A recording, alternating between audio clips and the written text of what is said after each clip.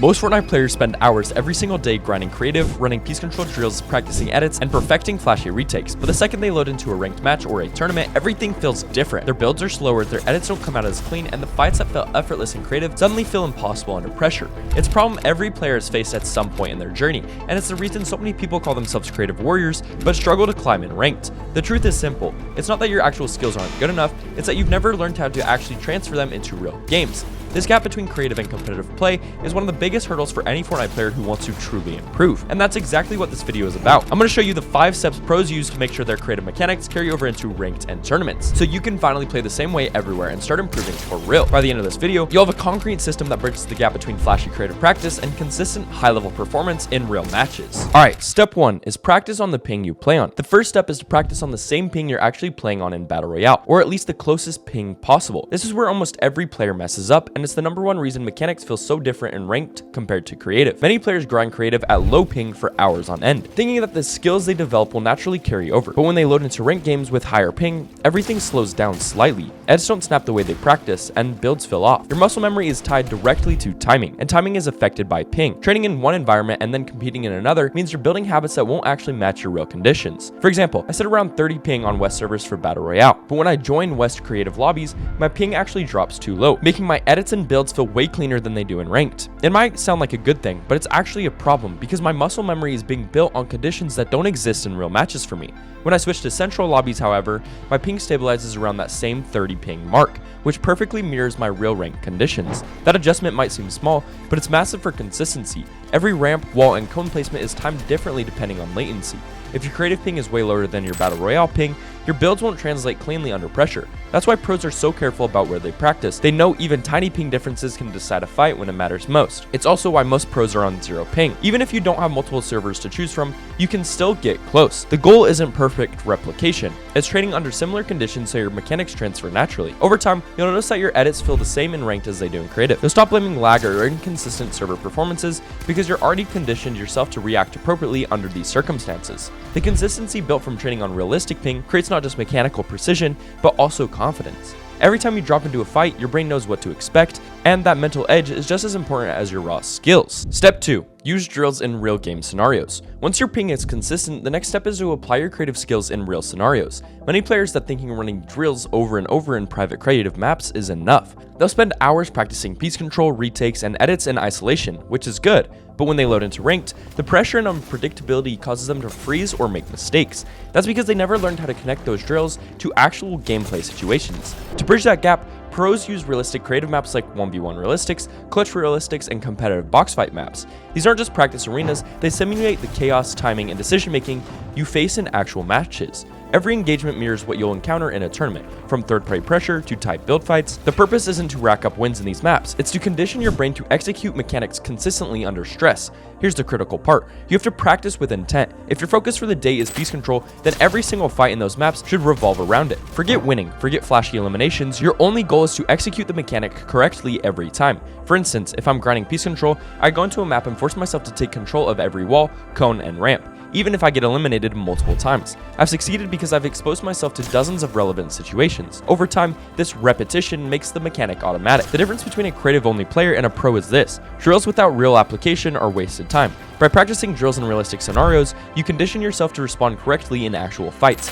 When you encounter a similar situation in ranked, you don't hesitate. You know exactly what to do because you've lived it countless times. This is how pros turn isolated practice into transferable skills, and it's why their creative hours pay off in tournaments. Alright, step 3. Practice how you play. The third step is arguably the most important. Practice the way you want to play. This is where mindset meets mechanics. Many players treat creative and ranked like separate games. They're aggressive and confident in creative, but timid and cautious in ranked. That disconnect kills consistency. To transfer skills effectively, you must bring your creative mindset into every ranked match, no matter what. Start by setting specific goals for your ranked matches. Forget about winning initially. Your first priority is implementing the mechanics you train in creative, even if it means losing more games than usual. For example, if you've been practicing right-hand peek edits, make it your mission to use them in every single fight no matter what. You might die more often, but every attempt is building a habit that will stick. Over time, these habits compound, and winning becomes a natural byproduct of your constant execution of the drills. Intentional practice in ranked also turns mistakes into learning opportunities. Each failed attempt provides valuable feedback. Did your peak fail? Did you miss a timing window? Instead of getting frustrated, analyze it and adjust next time.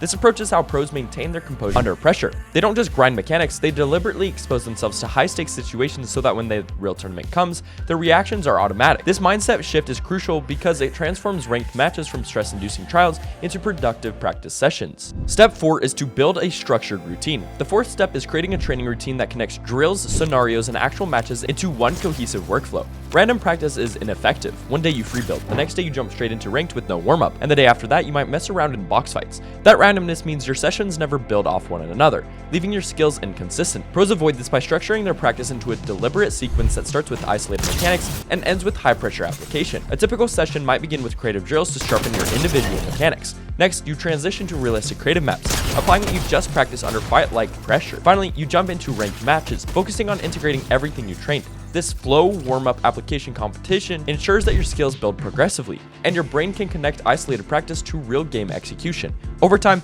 this structured routine fosters not just muscle memory, but also confidence, awareness, and the mental resilience to perform under pressure. And here's the critical point. If you want to see true improvement, every session should feel deliberate. Track with mechanics you're focusing on each day, push yourself to test them under pressure, and gradually increase complexity. For example, one day might be dedicated to retakes, another to piece control, and another to movement and rotation. By combining these elements over multiple sessions, you're teaching your brain to chain mechanics together fluidly, which is exactly what you need to do to dominate in tournaments. Before we move on, I want to mention something that will make all of this practice exponentially more effective: Risen's tweaks. If you've ever felt like your mechanics are solid but your game just isn't responding, this is the solution. Risen's tweaks optimizes Fortnite to give higher FPS, lower input delay, and smoother overall PC performance. Personally, I've noticed a dramatic improvement in my builds, edits, and overall flow since using them. Your mechanics may be perfect and creative, but if your game isn't keeping up, none of that matters in ranked. Using Risen's tweaks ensures your gameplay environment matches your skill, giving you the edge every time. Check the link in the description to go grab them. Alright, step 5, integrate all mechanics. The fifth step and final step is integration. This is where your practice moves from isolated drills into fully applied tournament-ready skill. In real matches, fights are unpredictable. You'll face box fights, piece control scenarios, third-party interruptions, and high-pressure rotations all within seconds. You need to be able to switch between mechanics seamlessly. Start by combining the individual skills you've trained. For example, use piece control to take the high ground, then transition into movement mechanics to dodge incoming third parties, and finish with peak edits to secure eliminations. Initially, you may need to isolate mechanics day by day, but integration is the ultimate goal. The more you practice chaining mechanics together in real situations, the more natural it becomes, and eventually, your reactions are automatic. At this stage, muscle memory takes over. You don't overthink. Your body reacts because you've trained every possible scenario repeatedly under realistic conditions. Your builds flow, edits snap perfectly, and fights that once felt impossible now feel routine. This is how pros play the same way across creative, ranked, and tournaments. They've built the habits, the mindset, and the confidence that allows mechanics to shine in any environment.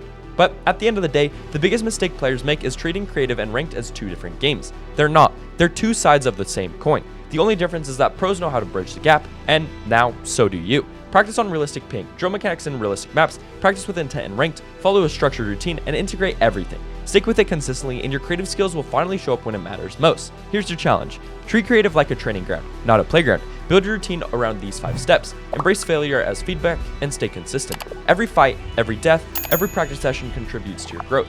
If this video helps you, drop a like, subscribe, and comment which mechanic you're focusing on right now. Don't forget to use code FLOWN in the Fortnite item shop to support the channel. Keep grinding, and I'll see you guys in the next one. I love you all. Peace, guys.